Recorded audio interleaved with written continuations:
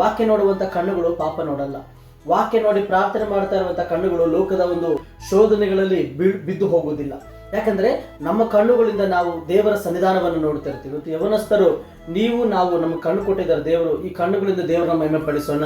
ಎಷ್ಟು ನಾವು ಪ್ರತಿನಿತ್ಯವೂ ಕೂಡ ದೇವರ ಸನ್ನಿಧಾನವನ್ನು ನೋಡ್ತಾ ಇದ್ದೀವಿ, ದೇವರ ವಾಕ್ಯಗಳನ್ನು ನೋಡ್ತಾ ಇದ್ದೀವಿ, ದೇವರ ಪ್ರಸನ್ನತೆಯನ್ನು ನೋಡ್ತಾ ಇದ್ದೀವಿ. ಮೋಶೆಯನ್ನ ನೀನು ಪ್ರಸನ್ನತೆ ನೋಡ್ಬೇಕಂತ ಆಸೆ ಪಟ್ಟ ನೋಡ್ರಿ. ದಾವೀದನು ದೇವರ ಆಲಯದಲ್ಲಿ ಹೋಗಿ ಆರಾಧನೆ ಮಾಡ್ಬೇಕಂತ, ದೇವರ ಸ್ತುತಿ ಮಾಡ್ಬೇಕಂತ, ದೇವರ ಕಾರ್ಯಗಳನ್ನು ಮಾಡುವುದಕ್ಕೆ ಆಸೆ ಪಟ್ಟ ನೋಡ್ರಿ.